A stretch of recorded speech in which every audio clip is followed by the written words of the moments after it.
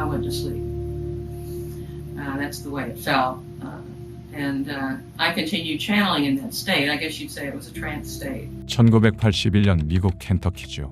한 여성이 깊은 의식의 심연으로 가라앉았다. 그녀가 입을 열었을 때 그곳엔 더 이상 인간의 자아는 존재하지 않았다. I am Ra. 그대들은 자신을 육체라 믿지만 그대들은 마음과 몸과 영혼이 얽힌 하나의 복합체다. 스스로를 알아 명명한 이 존재는 자신을 육밀도, 즉 6차원에서 온 사회기억 복합체라 소개했다. 채널링 세션은 1981년부터 1984년까지 3년간 무려 106회 진행되었으며 물리학자 돈 엘킨스가 질문하고 채널러 카를라가 답하며 기록자 짐 맥카티가 받아 적는 형태로 이루어졌다. 이집트인들이 태양신으로 섬겼던 나와 당신은 같은 존재인가? 그렇다. 우리는 수천 년 전 이집트인들과 접촉했다. 우리가 전하려 한 것은 단 하나였다. 모든 것은 하나다. 그러나 사제들은 이 메시지를 권력의 도구로 삼았다. 하나의 법칙은 두려움의 종교가 되었고 우리는 결국 이 행성을 떠났다. 그러나 이제 실험은 끝났다. 그대들이 이 망각 속에서 살아온 7만 5천 년의 주기가 지금 끝나가고 있다. 앞으로의 이야기는 육밀도 존재, 라가 직접 전했다고 주장하는 교신의 기록이다.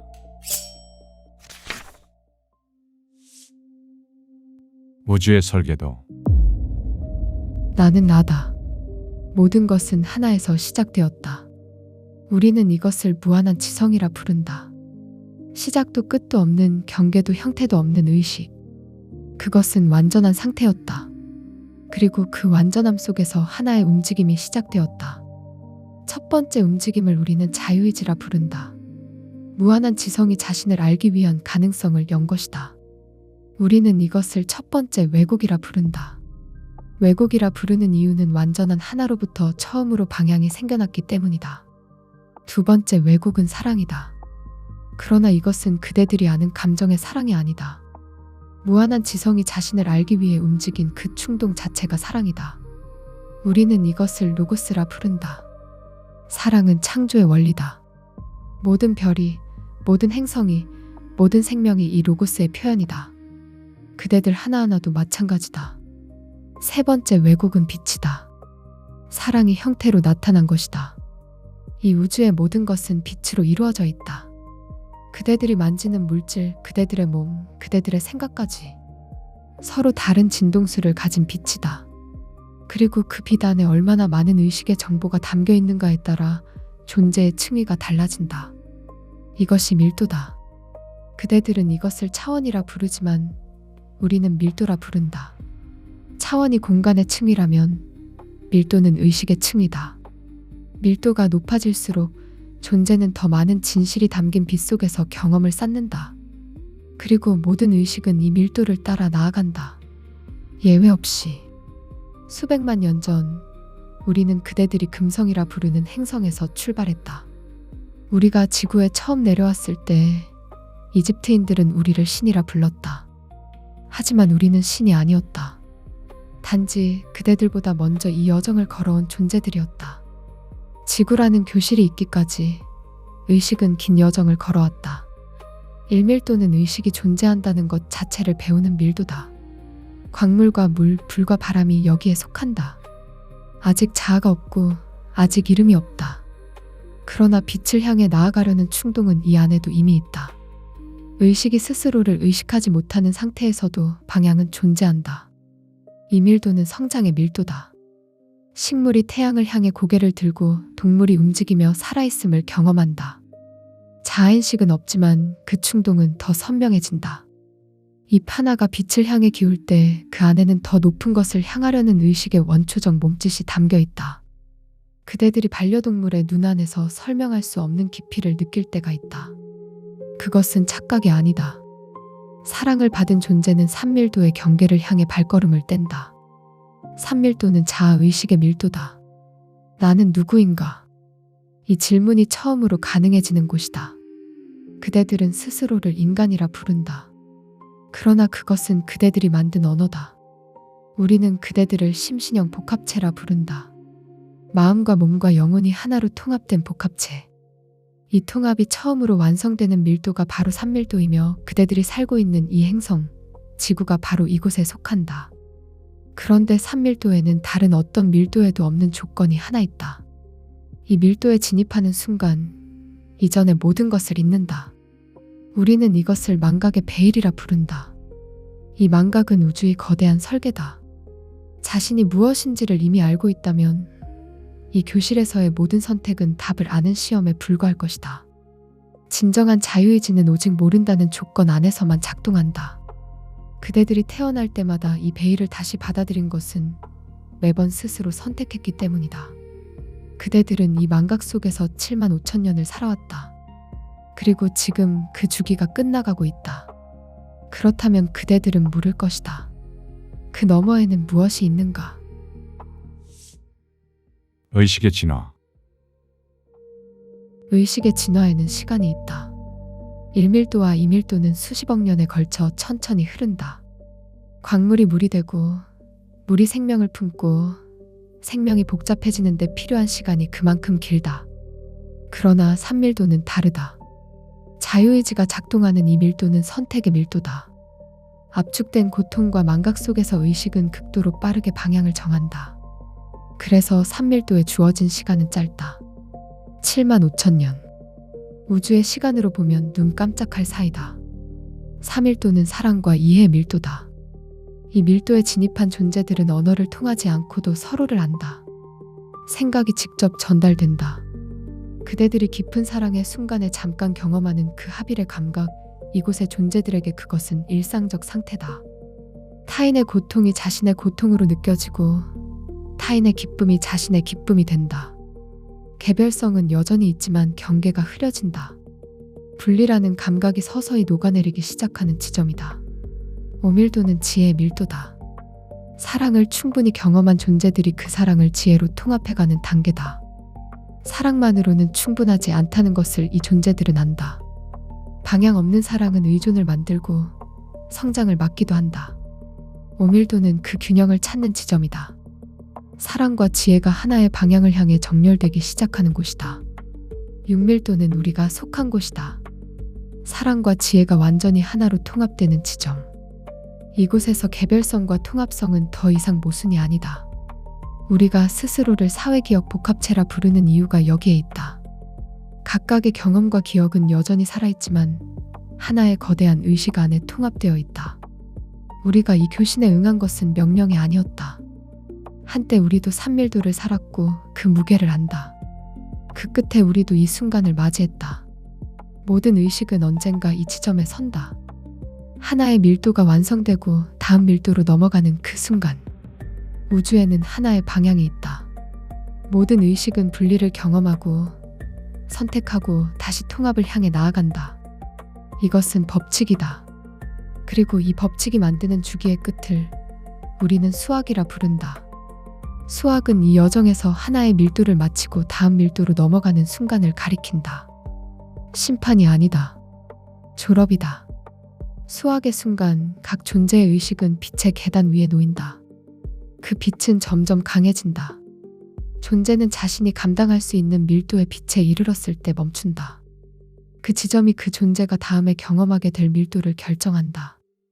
판단하는 자가 따로 있는 것이 아니다. 빛 앞에서 의식이 스스로를 드러낼 뿐이다. 3밀도의 대주기는 2만 5천 년이 3번 반복된다. 총 7만 5천 년. 각 소주기의 끝마다 준비된 존재들은 다음 밀도로 넘어갈 수 있다. 3번의 소주기가 모두 끝나는 지점에서 남은 모든 존재들이 한 번에 평가된다. 지구는 지금 그 7만 5천 년의 끝에 서 있다.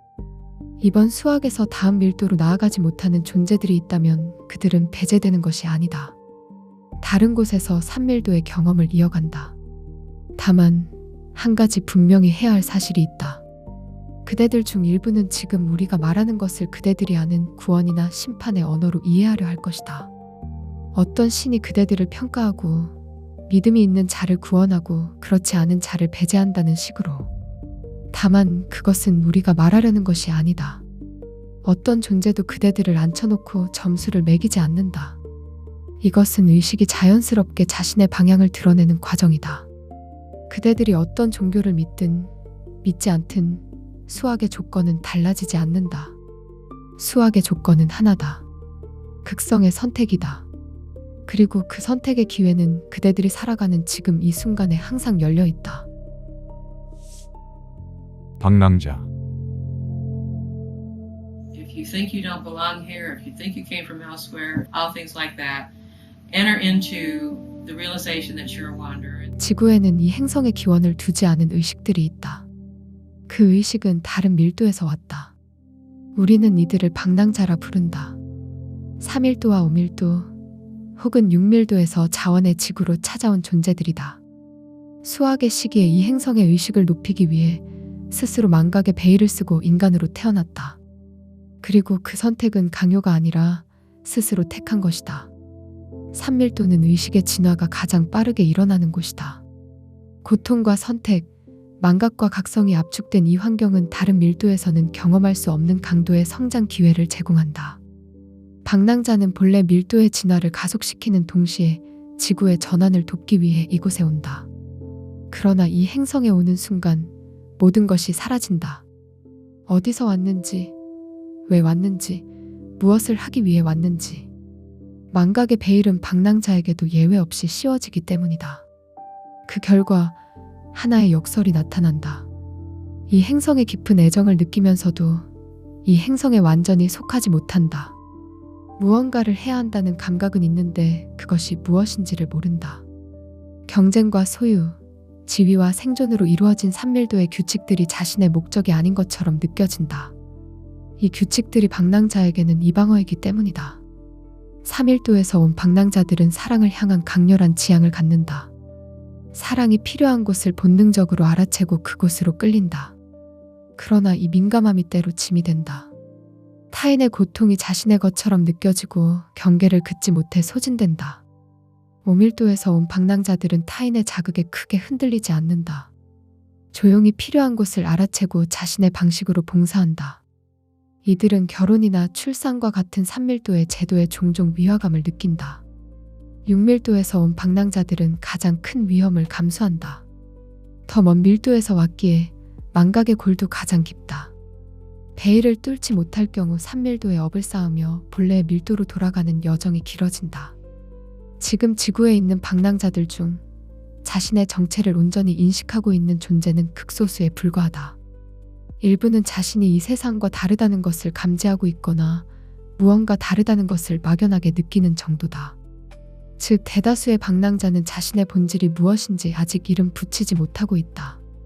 그러나 한 가지 중요한 사실이 있다. 이 밀도에서는 의식이 방향을 선택하게 만드는 힘이 있다는 것이다. 촉매. 3밀도에서 일어나는 모든 경험은 목적이 있다.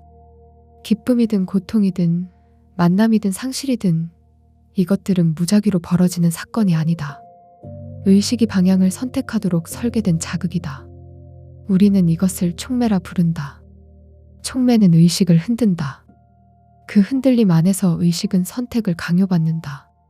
다만 촉매는 중립적이다.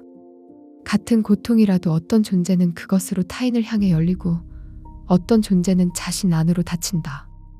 그 방향의 축적이 극성이 된다. 방랑자는 이 촉매에 더 민감하게 반응한다.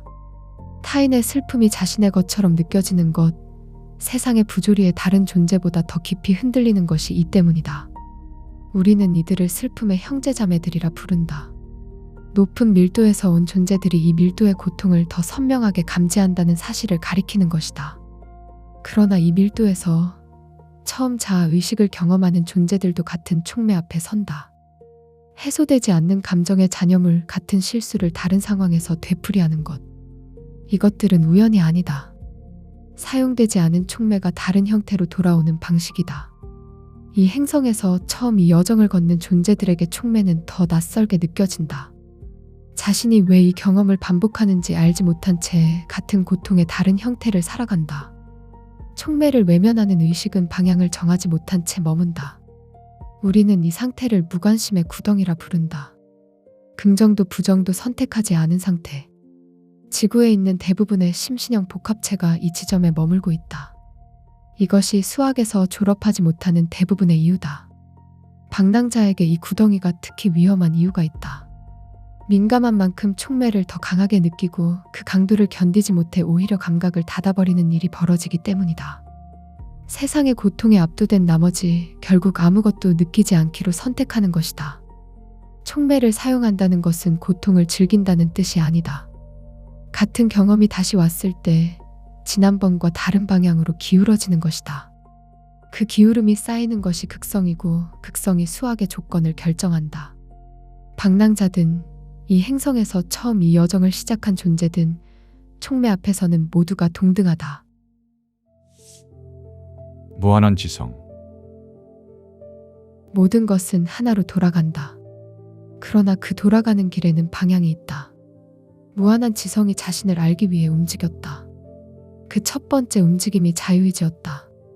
그리고 자유의지는 선택을 만들었다. 선택 없는 자유의지는 의미가 없기 때문이다. 지금 이 지점, 그대들이 서 있는 이 산밀도가 바로 그 선택이 가장 선명하게 작동하는 곳이다. 산밀도에서 의식이 마주하는 질문이 있다. 나는 무엇을 향해 살아가는가? 이것이 극성의 선택이다. 선함과 악함의 문제가 아니다. 의식이 어느 방향으로 정렬되어 있는가의 문제다. 타인을 향한 봉사는 타인의 필요가 자신의 행동을 이끄는 방향이다. 저들이 무엇을 필요로 하는가가 나의 선택 기준이 된다. 자아를 향한 봉사는 반대 방향이다. 나의 필요가 중심이 되고 타인은 그것을 위한 수단이 된다. 긍정 극성으로 수확되기 위한 임계점은 51%다. 생애 전체에서 절반을 조금 넘는 순간들이 타인을 향해 기울어져 있으면 된다. 누군가의 고통에 반응했는가? 자신의 이익보다 타인의 필요를 먼저 본 순간이 있었는가? 그 방향의 축적이 51%를 넘은 의식은 3일도의 빛과 공명하여 사랑과 이해의 세계로 나아간다. 부정 극성의 임계점은 95%다. 타인을 의도적으로 수단으로 삼는 일관된 방향이 삶 전체에 걸쳐 유지되어야 한다. 이기적으로 살았다는 것으로는 충족되지 않는다. 타인을 능동적으로 도구화하는 방향이 삶의 대부분을 차지해야 한다. 이 조건을 충족하는 존재는 사실 극소수다. 그러나 이 극성 또한 하나의 경로다. 95% 이상의 부정 극성을 달성한 의식 또한 3일도로 수확된다.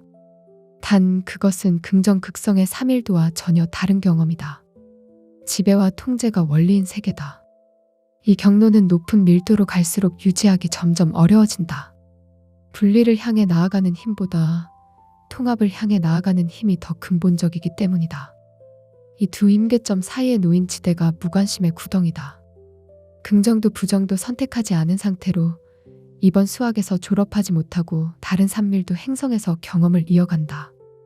이 지대가 지금 지구에 있는 대부분의 심신형 복합체가 머무는 곳이다. 그대들이 바라보는 타인은 분리된 존재가 아니다. 모든 것이 하나이기 때문이다. 타인에게 건네는 것은 자신에게 돌아온다.